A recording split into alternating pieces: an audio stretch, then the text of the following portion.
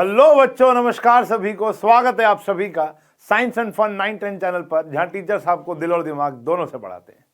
तो भैया आज हम लेकर आए हैं the most awaited, important, needed topic which is case based questions. भैया बड़ा ही परेशानी है बच्चों के मन में कि sir case study based question जो है या केस बेस्ड क्वेश्चन जो है या सेक्शन ई जो है, जो कहीं ना कहीं 12 नंबर का है। यस, कितने नंबर का है बेटा? ये 12 मार्क्स का ये आ रहा है, चाहे वो आपकी 9 स्टैंडर्ड हो या 10 स्टैंडर्ड हो, 11th हो या 12th हो। ये सेक्शन लगभग सभी बच्चों को परेशान किए बैठा है। देखो क्या है प्रॉब्लम, क्या है प्रॉब्लम, क्या है। जो सरकार है ना, वो 10th और 12th का तो practice paper, CBSE paper launch कर देता है, लेकिन यहां पर 9th के पास प्रैक्टिस मटेरियल बड़ा कम रहता है। तो we are dependent on school की वो हमको प्रोवाइड करे। तो आज मैंने कोशिश की है कि मैं अपने आसपास के जितने भी स्कूल्स हैं वहां के पेपर्स निकलवाऊं और वहां से जो उनका थॉट प्रोसेस चल रहा है। एक तो होता है बेटा जो हम क्रिएट कर लें, अब मेरी क्रिएशन से पेपर नहीं बनेगा, समझ रहे हो, लेकिन एक उनका विजन समझ में आ गया कि भैया ये कहां से उठा रहे हैं। तो इतने सारे क्वेश्चन देखने के बाद निर्णय ये आया कि एक्चुअल में हमारी NCERT is more than sufficient to crack that case based question. बिल्कुल, तो आपको कुछ और पढ़ने की आवश्यकता नहीं है, हाँ, लेकिन हाउ टू ये कह सकते हो कि हमें उसको अटेम्प्ट कैसे करना है, हाउ टू अटेम्प्ट देम, ये एक टास्क है, बिल्कुल है। तो आज के इस क्लास के अंदर हम केस बेस्ड क्वेश्चंस करेंगे। कई बच्चे जो केस बेस्ड क्वेश्चंस में प्रो हैं उनके लिए नए नए क्वेश्चन होंगे, और कई बच्चे जिनको पता ही नहीं है कि भैया कैसे करना है और ये कहाँ से आएगा और ये कैसे लिखना जाता है, क्या मार्किंग स्कीम्स होती हैं, तो वो आज क्लियर हो जाएगा इस लेक्चर के अंदर। ठीक है जी, तो फटाफट से विदाउट वेस्टिंग एनी टाइम शुरू करते हैं। हमारा पहला क्वेश्चन बहुत ही सिंपल है। देखो पहले क्या होता है, आपको एक केस समझाया होता है। यूजुअली ये क्वेश्चन हमारी एनसीईआरटी टाइप से उठाया जाता है, उसको एक नया रूप दे दिया जाता है। अब ये सेम एग्जाम्पल हमारी एनसीईआरटी में, लेकिन एक नया रूप दे दिया। वंस सौम्या, गायत्री, रिद्धि और मन्नत, ये 4 बच्चियां 4 गर्ल्स, सौम्या, गायत्री, रिद्धि और Mannat, student of Himalaya public school, went for a picnic party in a garden. ठीक है जी। They observed that the sunlight was very strong. जब वो गार्डन में पिकनिक मना रहे थे, ठीक है जी, तो वहां पर उन्होंने देखा कि सनलाइट बहुत स्ट्रॉन्ग है, ठीक है जी, धूप तेज है। They carried their car a canvas of 551 metre square for emergency. तो उन्होंने इसीलिए एक टेंट रखा हुआ था, एक कैनवस रखा हुआ है, टेंट नहीं है, कैनवस है। कैनवस मतलब क्लॉथ होगा, एक इस प्रकार का एक क्लॉथ होगा जिसका एरिया था 551 मीटर स्क्वायर। ठीक है जी, कैनवस यानी क्लॉथ टाइप। वेयर, ठीक है जी, okay, where the radius of canvas is 7 metre. अब इन्होंने क्या किया, ऐसा भी समझ सकते हो कि कैनवस ऐसा था, या ऐसा कह सकते हो, देखो यहां पर ना शेप नहीं लिखी, यहां कहीं भी शेप नहीं लिखी, तो यूजुअली वो कोनिकल टेंट में बना दिया। They prepared a conical tent from this. तो इन्होंने क्या किया, उस रेक्टेंगुलर कैनवस से एक कोनिकल टेंट बना दिया जिसका रेडियस कितना था, 7। ठीक है जी। और इंपॉर्टेंट पॉइंट अब क्या आ रहा है, ठीक है जी, they prepared a conical tent from this. Important point क्या है, canvas 1 metre square cloth was used for stitching and wastage. 1 metre square कपड़ा जो है वो काटा पीटी में और स्टिचिंग में, या कह सकते हो जब आप फोल्ड करते हो। बस सिंपल सी बात बच्चों ये है कि मेरे पास क्या एक पेपर है, yes I have a paper.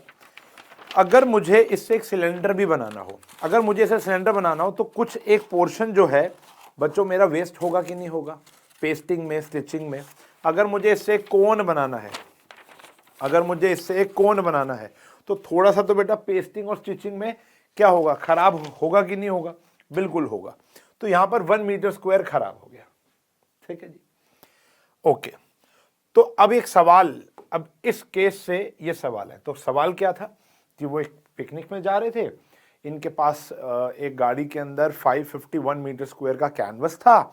उसके अलावा इन्होंने जब धूप तेज हुई तो इन्होंने एक कोनिकल टेंट प्रिपेयर कर लिया जिसका रेडियस था 7, लेकिन टेंट बनाते वक्त 1 मीटर स्क्वायर कपड़ा वेस्ट हो गया स्टिचिंग में, पेस्टिंग में, ठीक है ना।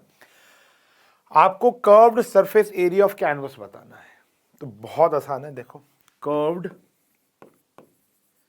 सरफेस एरिया ऑफ कैनवस यानी टेंट, ऑब्वियसली बात है बेटा 551 में 1 मीटर स्क्वायर वेस्ट हो जाएगा, काटना पड़ेगा, तो क्या आ गया 550 मीटर स्क्वायर, क्या आ गया 550 मीटर स्क्वायर हो गया। ठीक है जी, डन है। ये पहला सवाल है, ये आपको 1 नंबर देगा, ये 1 नंबर का क्वेश्चन होता है generally. What was the slant height of the tent, ये आपको 2 नंबर देगा। ठीक है जी, ये आपको 2 नंबर देगा। What was the height of the tent, slant height of the tent, इन दोनों में से कोई एक अटेम्प्ट करने पर आपको मिलेंगे 2 मार्क्स।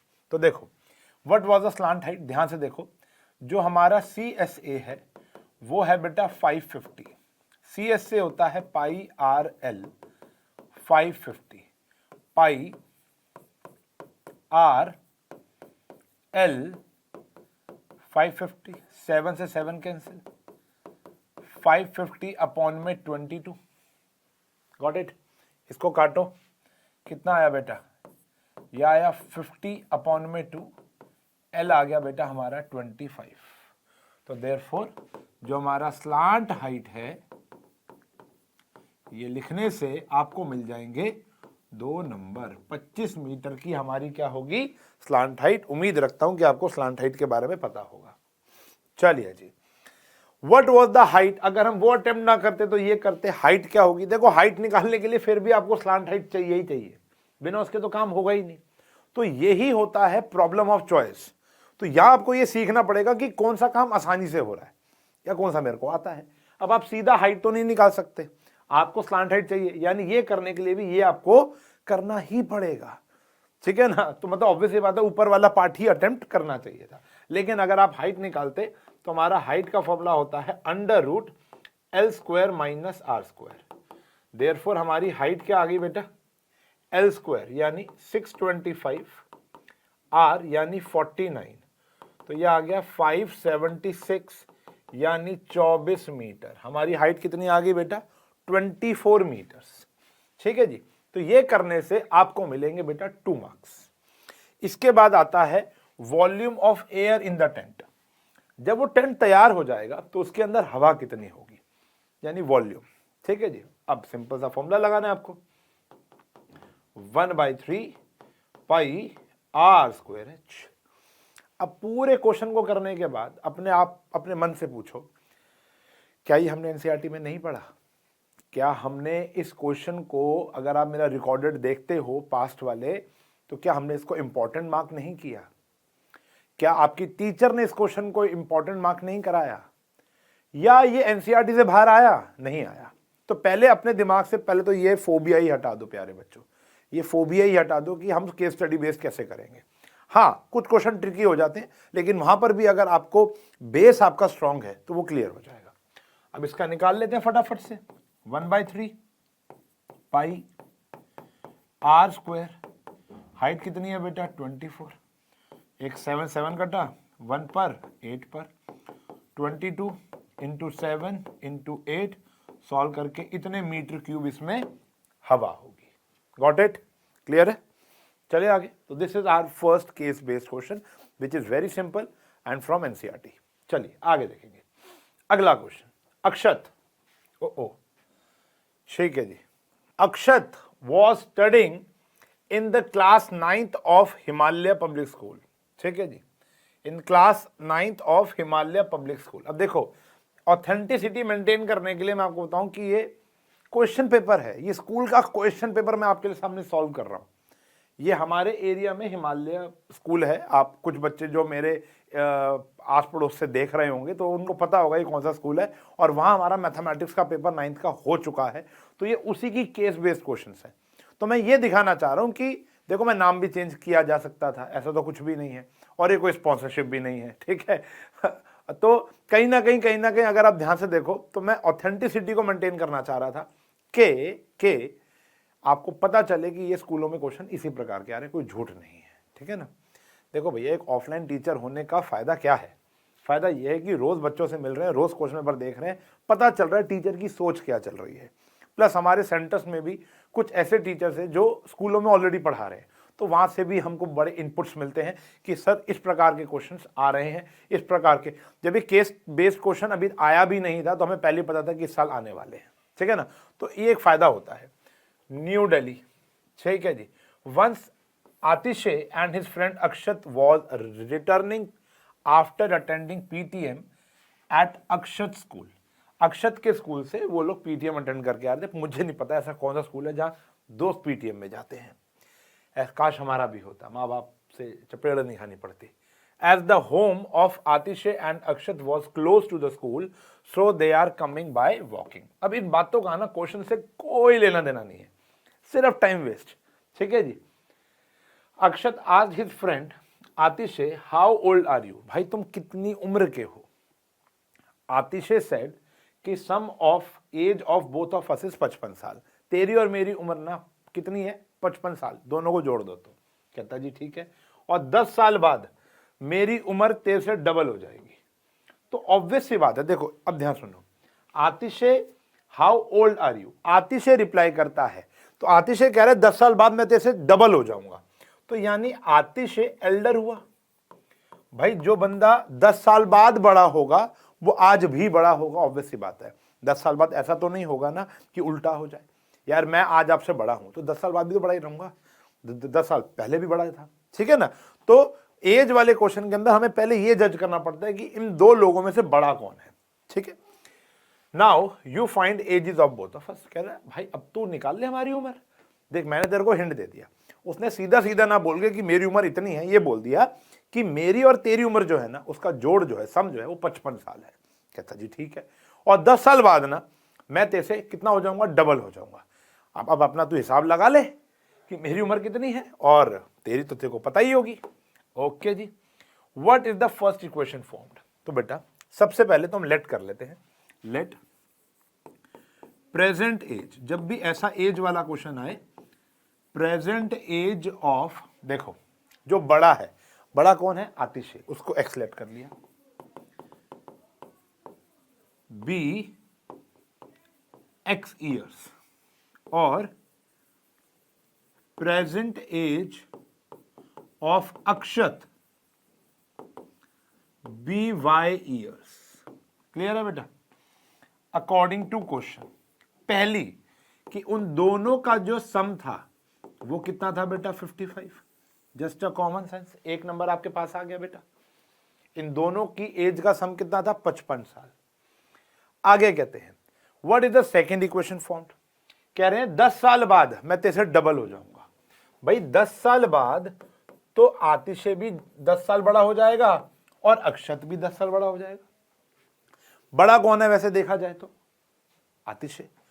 तो बराबर करने के लिए यहां पर 2 मल्टीप्लाई करेंगे। सिंपल सी बात है, मान लेते हैं मैं तुमसे 10 साल बड़ा हूं, तो मुझे और आपकी एज को बराबर करना है, तो क्या करेंगे? दो ऑप्शन है, मुझे 2 से डिवाइड कर दो या अपने आप को 2 से मल्टीप्लाई कर लो। मान लो मैं 20 साल का, तुम 10 साल के, बराबर कैसे होगा? या तो मुझे 20 को 2 से डिवाइड कर दो या 10 को 2 से मल्टीप्लाई कर दो। तो छोटे को 2 से क्या कर दिया हमने? मल्टीप्लाई, बराबर आ जाएंगे ना। इक्वेशन तभी तो बनेगी जब बराबर आएंगे। तो ये आया x + 10 2y + 20, ये इधर आ जाएगा। तो x - 2y 10 उधर चला जाएगा, इक्वल्स टू क्या आया बच्चों? 10 आ गया। ये आ गई हमारी सेकेंड इक्वेशन।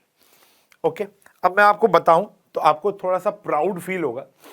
प्राउड फील क्या होगा कि ये जो क्वेश्चंस है ना, ये 10th स्टैंडर्ड में भी सेम आते हैं। जो ये लीनियर इक्वेशन वाले क्वेश्चन है ना, वो 10th स्टैंडर्ड में भी सेम ही आ रहे हैं। तो कहीं ना कहीं आपका एक फायदा है। इस साल हो सकता है 1-2 नंबर कम आ जाए, मुश्किल हो, मतलब मेहनत करनी पड़ रही है, सर खपाना पड़ रहा है इक्वेशंस वाले क्वेश्चन में। अगले साल बड़ा फायदा मिलेगा। You are 1 point superior than आज का जो बच्चा है। कारण क्या है? पिछले साल 9th में ऐसे क्वेश्चन नहीं थे, तो 10th वाले बच्चों को 10th में मेहनत करनी पड़ी थी। यहां पर आपने मेहनत पहले ही स्टार्ट कर दी। तो ऑलवेज बेटर कि आप अर्ली स्टार्ट करते हो, तो हमेशा उसका फायदा मिलता है। अब कह रहे हैं what is the present age of Atishe, या ये फोर्थ पार्ट नहीं है, ये फोर्थ पार्ट नहीं है, यहां पर इस पार्ट को हमने दो पार्ट में डिवाइड किया है। प्रेजेंट एज ऑफ आतिशे जो है बच्चों, प्रेजेंट एज ऑफ आतिशे भी निकालनी है और अक्षत भी निकालनी है, यानी you need to find the value of X and Y. We have to solve this equation, ये वाली और ये वाली। तो देखो हम क्या कर रहे हैं, यहां पर ये लिखते हैं। हमारी पहली इक्वेशन क्या है, दोनों को साथ सॉल्व कर रहा हूं। एक्स प्लस वाई 55 थी बेटा, और x minus 2y equals to क्या थी, 10। सिंपल सा तरीका है दोनों को सॉल्व करने का, सिंपलेस्ट तरीका बताऊंगा। यहां से x की वैल्यू निकाल लो, 55 माइनस वाई, ये फर्स्ट इक्वेशन है, ये सेकंड है, अब ये आ गई थर्ड।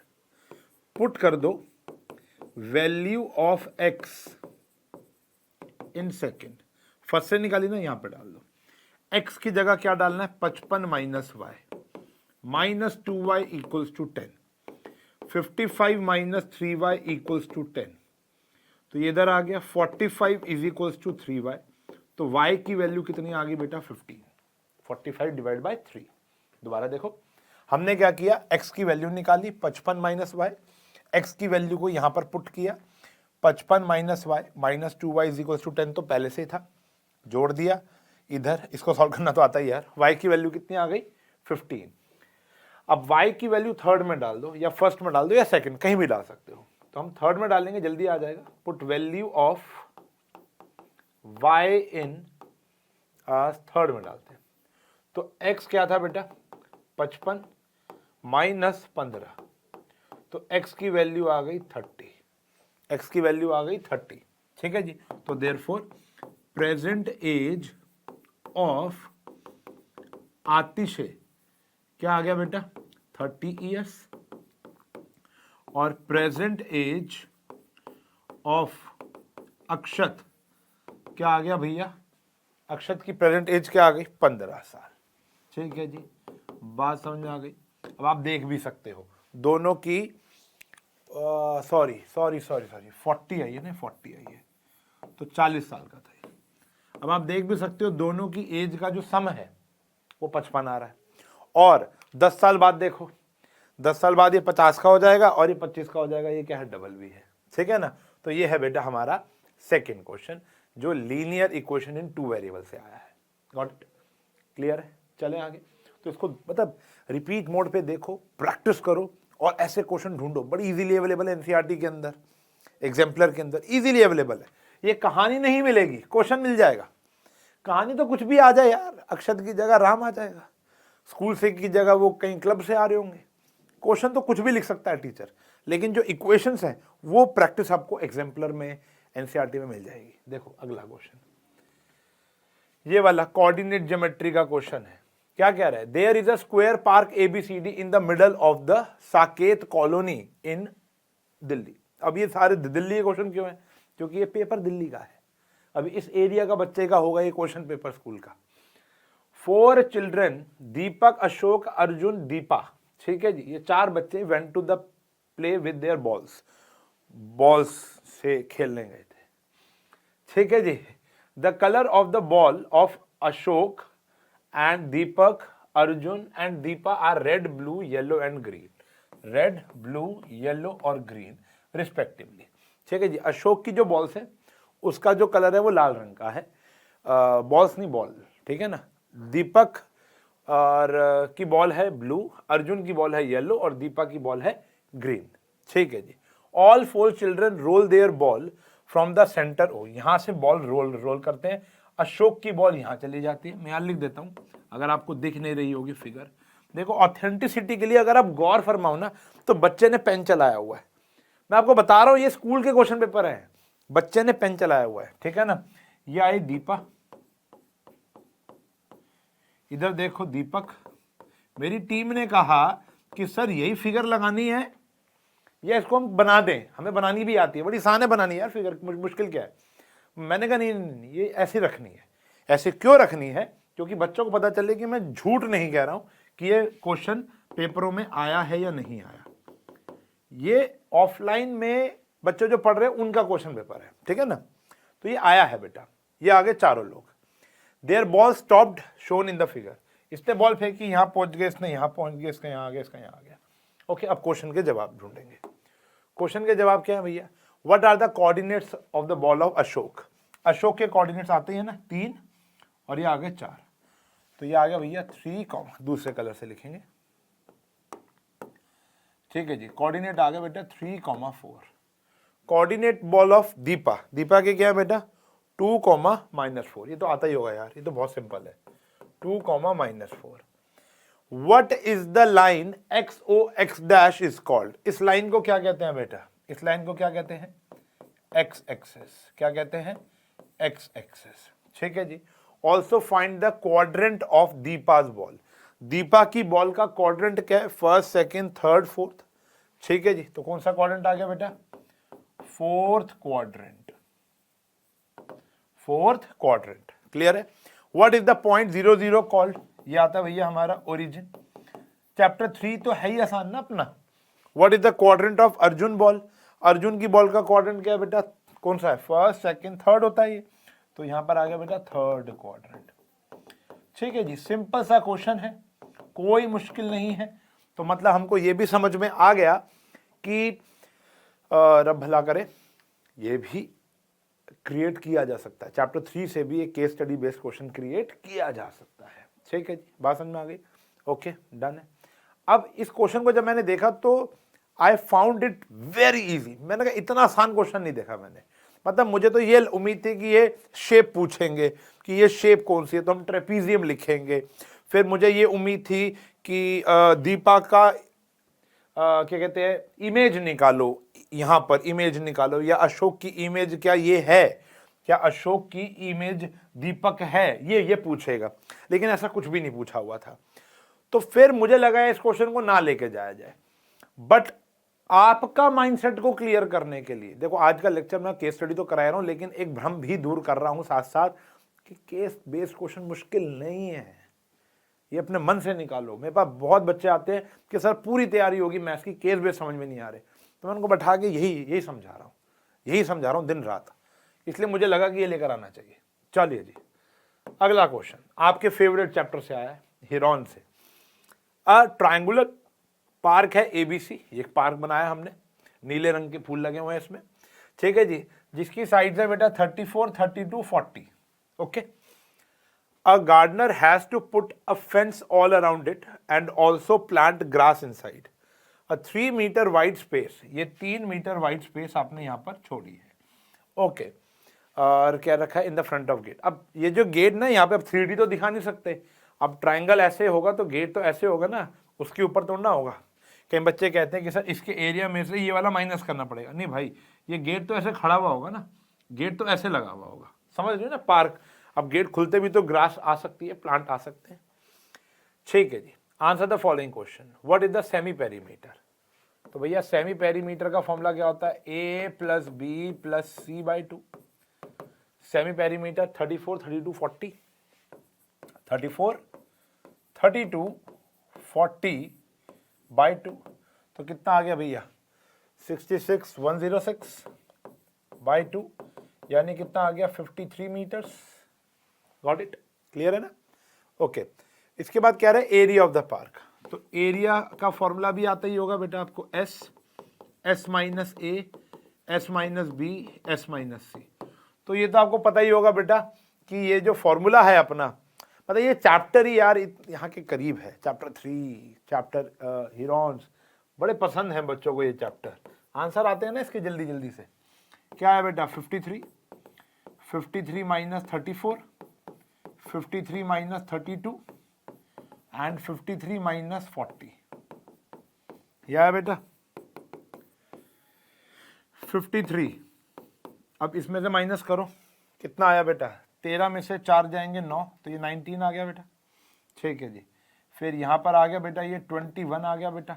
अभी देखो सारे प्राइम नंबर ही हैं, देखो, ठीक है जी। और यहाँ पर आ गया हमारा जी 13। देखो ये सारे के सारे लगभग हमारे प्राइम नंबर्स हैं। इनको बस आपको मल्टीप्लाई करके लिखना है और रूट सॉल्व कर देना प्लीज। अच्छा, अब रूट सॉल्व नहीं भी करोगे तो चलेगा। अभी फिलहाल अभी मैं क्या कर रहा हूं, इसका टाइम बचाने के लिए आपका, इसको कैलकुलेटर से मैं सॉल्व कर रहा हूं, ठीक है जी। लेकिन आपको ऑब्वियस सी बात है कैलकुलेटर का इस्तेमाल नहीं करना है, ठीक है ना। ये आया बेटा 53 इंटू में 19 इंटू में 21 एंड इंटू में 13। ओके, तो ये आया हमारा लगभग 274911। अगर हमारा एग्जाम आता है, अगर हमारा एग्जाम में यही क्वेश्चन आता है सेम और सिर्फ इतना ही पूछा है तो एरिया आप इतना निकाल सकते हो, ठीक है, एरिया इतना निकाल सकता है।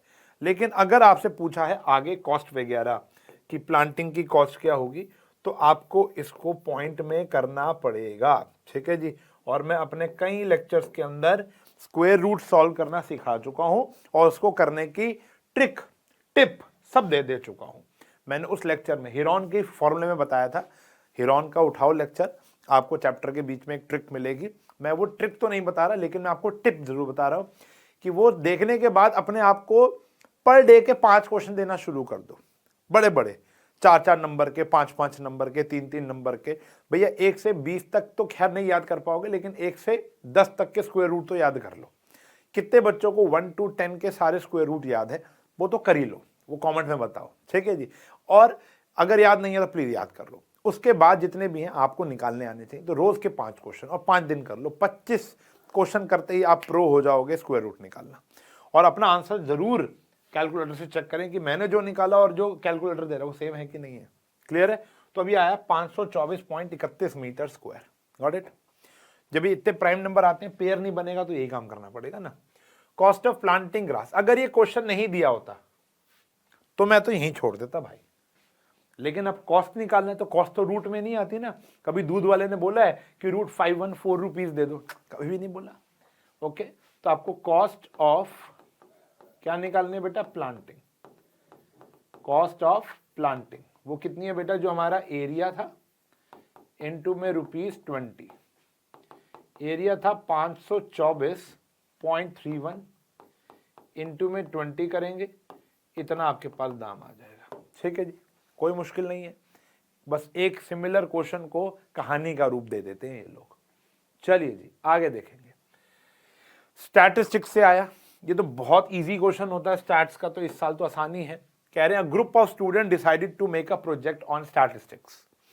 दे are collecting the height in centimetre of their 51 girls of 9th। ठीक है जी, कह रहे हैं they are collecting the height in centimetre of 51 girls of class 9th।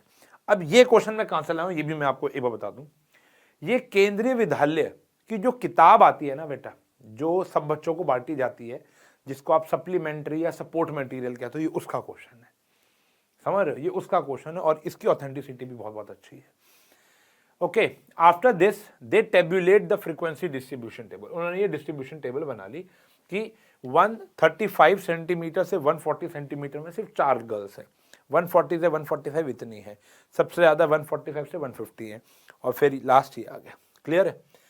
Class interval of the highest frequency, अभी बात कर रहे थे हम लोग, class interval of highest frequency 145 से 150।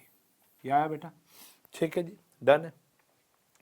अब मैंने इसमें और पार्ट हटा के इसके 4 पार्ट ही कर दिए। क्लियर है ना? What is the width of the class, class की विड्थ कितनी है। देखो कितने कितने का गैप चल रहा है, ठीक है ना। तो जो विड्थ का फॉर्मूला होता है, विड्थ होता है upper limit minus lower limit. ठीक है, जो गैप चल रहा है आपके सामने, कोई भी उठा लो, 150 से 145, सब में सेम ही होगा। ये आ गया 5। क्लियर है? How many students of height 150 and below are there. 150 या 150 से कम वाले, तो 150 से कम वाले, ठीक है जी। Height of the 150 and below, 150 and below में एक ये आ गया, एक ये आ गया और एक ये आ गया, तो ये 22 + 7 29 आ गए। तो 4 + 7 + 18 29 स्टूडेंट्स हो गए बेटा, 29 गर्ल्स हो गए। How many students of the height more than 145 but less than 155। तो ये वाला आ गया, ये वाला आ गया, इन दोनों का, इससे छोटा चाहिए ना, तो कितना आया बेटा? 18 + 11, ये भी आ गया बेटा 29। कितना आ गया? 29। सॉर्टेड है। तो सारा काम टेबल का है, टेबल बनी हुई है, ज्यादा से ज्यादा ये क्या कर लेगा? पूरा डेटा दे देगा। आपको 50 लड़कियों का डेटा दे देगा, डेटा मतलब हाइट का डेटा दे देगा, और उसके बाद आपको बोलेगा पहले टेबुलेट कर दो, तो दो नंबर का तो ये टेबल आ जाएगा। उसके बाद आपसे एक आध सवाल पूछ लेगा। ये भी केस बेस में आ रहे हैं। ठीक है जी, आइडिया सारे दे रहा हूं, प्रैक्टिस करनी है बस आप लोगों को घर पर। क्या समझे? अगला सवाल, कितना प्यारा फिगर है। ठीक है जी, देखेंगे, ये भी शायद किसी एक स्कूल का आया था। Read the text carefully and answer the questions. क्या कह रहा है? In the middle of the city there was a park ABCD in the form of a parallelogram. पहले देखो, ये ABCD एक जो ब्लैक से बना हुआ है, ये एक पार्क है, पैरेललोग्राम है। Got it? और सो दैट ABCD के बराबर है और पैरेलल है ADBC, ये इसके बराबर और पैरेलल है, ये इसके बराबर और पैरेलल है। Okay, municipality corporation converted this, मतलब जो हमारी MCD होगी या कहीं की भी म्युनिसिपैलिटी होगी, उन्होंने इस पार्क को रेक्टेंगल का रूप देना है। ठीक है जी, by adding land in the form of triangle APD and BCQ। APD और BCQ लैंड ऐड कर दी ये दोनों। ठीक है जी, कि ताकि अभी रेक्टेंगल दिखाई दे, और दोनों में ये लोग क्या करेंगे? प्लांट्स उगा देंगे। Both the triangular shaped of land were covered by planting flowers. ठीक है जी, फ्लावर प्लांट्स। ठीक है जी, तो फूल वाले पौधे वहां पर लगाएंगे कि ताकि यहाँ पर लोग खेलते रहें और यहाँ चारों तरफ हरियाली रहे या फूल रहे, खुशबू रहे। ठीक है जी, तो अब ऑब्वियस बात है, ये क्वाड्रिलेटरल चैप्टर का है। क्वाड्रिलेटरल देखो, अब आपको ना ये सारी बातें ना व्यर्थ है। दो ही बातें ध्यान रखनी है, अंदर वाला पैरेललोग्राम है, बाहर वाला रेक्टेंगल है। एक आध चीज यहाँ गिवन है, 110 एंगल 110, ये वाला y है, ये x है, ये m है, ये n है, जो है फिगर है बस वही है। ठीक है जी, अब जो क्वेश्चन पूछेगा उसका जवाब दे दो। कह रहे शो दैट APD और BQC आर कॉन्ग्रुएंट। APD और CQ भी कॉन्ग्रुएंट है। ठीक है जी, फिगर मैं यहां पर से लाऊं ताकि बाबा पीछे ना जाना पड़े। तो इन ट्राइंगल APD, दोबारा लिखेंगे, बहुत ही गंदा लिखा मैंने। In triangle APD and CQB, इनको क्या करेंगे हम? कॉन्ग्रुएंट। कैसे करेंगे? बहुत ही सिंपल है। देखो, पहले तो ये आ गया 90-90, क्राइटेरिया तो सोचना ही पड़ेगा ना। एक तो आ गया 90-90 क्योंकि रेक्टेंगल के सारे एंगल 90 डिग्री के होते हैं। इसके बाद हाइपोटेन्यूज की बात करेंगे, अपोजिट साइड ऑफ पैरेललोग्राम। फिर एक ये साइड बराबर होगी कि नहीं होगी? Opposite side of rectangle. तो angle APD, angle CQB each 90 है। ठीक है जी, फिर जो हमारी AD है वो BC के बराबर है, हाइपोटेन्यूज बना दिया। Opposite sides of parallelogram. Okay, और फिर जो हमारी AP है वो CQ के बराबर है। किसके बराबर? CQ के। Opposite sides of rectangle,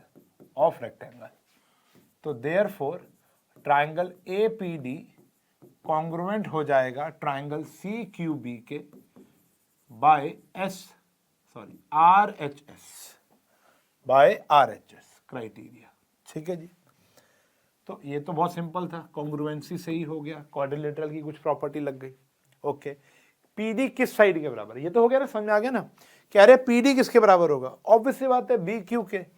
PD किसके बराबर होगा भैया? BQ के। PD is equals to BQ। कारण बता दो जी, सबका फेवरेट CPCT बाय CPCT। बात समझ में आ गई?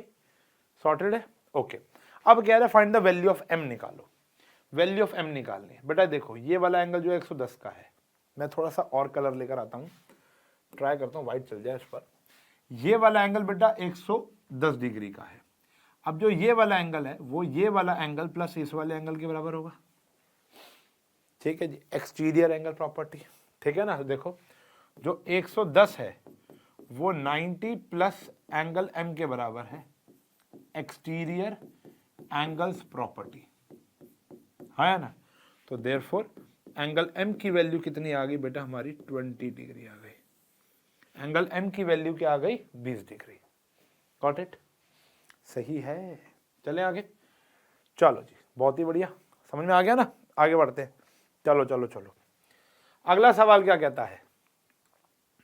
और कुछ भी है? यस, शो दैट ABC और CDAB कॉन्ग्रुएंट है। ये दोनों भी क्या है? कॉन्ग्रुएंट। अब देखो इसको करने के बहुत सारे तरीके हैं। एक है आम जिंदगी, एक है मेंटोस जिंदगी। अगर हम मेंटोस जिंदगी पर जाए, देखो आम जिंदगी बताता हूं पहले तो। सर ये इसके बराबर है, ये इसके बराबर है और ये कॉमन आ गया SSS। सर ये इसके बराबर है, ये एंगल बराबर है और ये बराबर है, तो साइड एंगल साइड लग गया। सर बिल्कुल लग गया।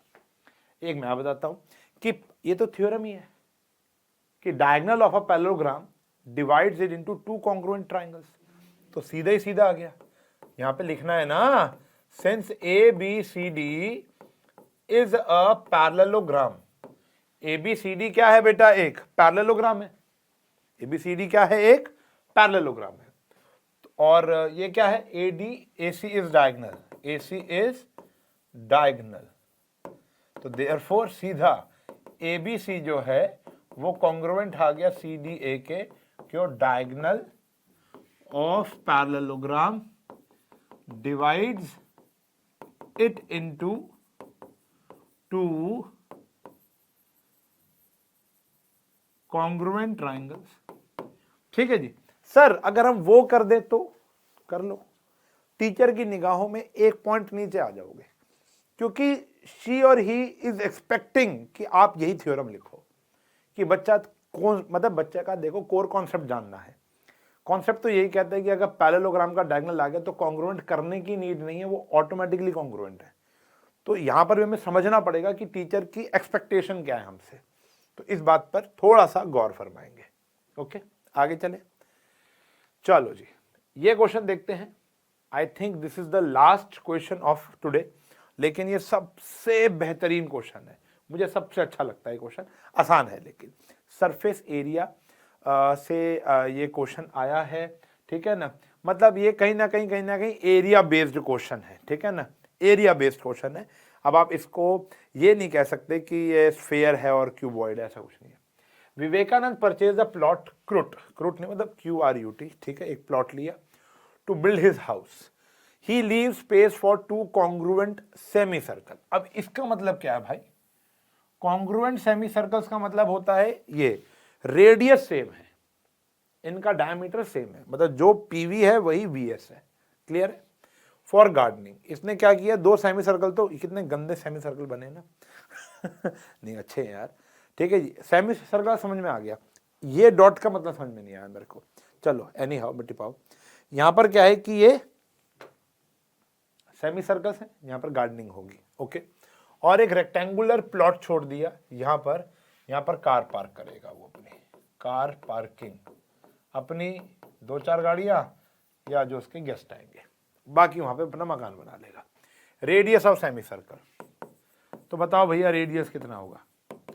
कॉमन सेंस है, ये पूरा कितना है? 27, ठीक है जी। तो जो PV है, PV जो है वो 27 का आधा आ जाएगा, ठीक है जी, विच इज डायामीटर। तो देयरफॉर हमारा रेडियस और आधा हो जाएगा, 27/4 मीटर। अब देखो कैसे क्या समझ में आई गया होगा यार। ध्यान देखो, ये दो पार्ट में डिवाइड होगा ना, ये अगर इसका सेंटर है तो ये एक R होगा, ये R होगा, ये R होगा और ये भी R होगा। तो यानी जो 27 है वो 4R के बराबर है, तो R क्या हो जाएगा? 27/4। ठीक है जी, लिख भी देता हूं, जो 4R है वो 27 के बराबर है, तो R क्या हो जाएगा? 27/4। Got it? क्लियर है? आगे देखेंगे जी, total area of the garden. तो गार्डन का एरिया बताना है, तो 2 सेमी सर्कल हो गए, तो area of 2 semi circles, area of 2 semi circles. Area of 2 semi circles का मतलब क्या हो गया बेटा? 2/2 पाई R स्क्वायर, यानी एक सर्कल ही तो हो गया, तो ये आया पाई R स्क्वायर, ये आ गया बेटा metre square, pi R square. Area of rectangle left for parking, तो एरिया ऑफ रेक्टेंगुलर यानी एरिया ऑफ पार्किंग क्या हो जाएगा? इसको सॉल्व कर लेंगे ना बेटा। एरिया ऑफ पार्किंग का एरिया क्या हो जाएगा? फटाफट बताएंगे। ये L इंटू बी या L इंटू बी कह लो, तो L इंटू बी यानी 27 इंटू में 3 यानी 81 मीटर स्क्वायर आ गया। क्लियर है? डन। और भी कुछ है? No, finish. ठीक है जी, बात समझ में आ गई। तो बेटा ये तो सिर्फ एक ट्रेलर कह सकते हो, ठीक है, ये तो सिर्फ एक मैं कुछ इंपॉर्टेंट लेकर आया, कितने मर्जी बना लो, इनफाइनाइट। करना क्या है, कैसे करना, आई थिंक आपको क्लियर हो चुका होगा। कोई भी चैप्टर से केस स्टडी बन सकता है, तो चैप्टर की एनसीईआरटी स्ट्रॉन्ग, एग्जाम्पल स्ट्रॉन्ग होनी चाहिए, पहली बात। दूसरी बात, आपको क्या लगता है कि और क्वेश्चंस ऐसे क्रिएट करके लाने चाहिए, या और जो अपने ऑफलाइन बच्चों के क्वेश्चन पेपर हैं उसको यहाँ पर डिस्कस करना चाहिए? अगर हाँ तो प्लीज़ कमेंट सेक्शन में बताइएगा, अगले लेक्चर बनाने में मुझे मदद मिलेगी।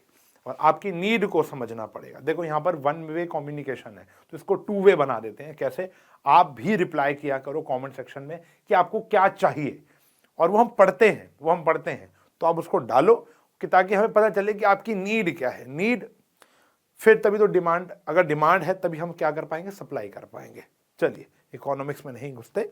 और ठीक है जी, क्लियर हो गया।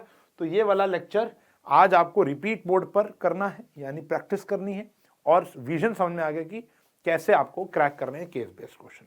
तो मिलूंगा अगली क्लास में एक और लेक्चर के साथ। तब तक के लिए bye bye, take care, have a nice.